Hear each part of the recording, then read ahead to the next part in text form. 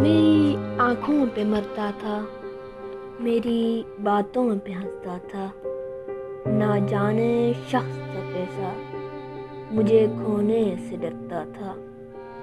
मुझे जब भी वो मिलता था, यही हर बार कहता था, सुनो, अगर मैं भूल जाऊं तो, अगर मैं रूठ जाऊं तो, कभी वापस ना आऊं तो, बुला पाओगे क्या मुझको? यूं ही हंसते रहोगे क्या? यूं ही सजते रहोगे क्या?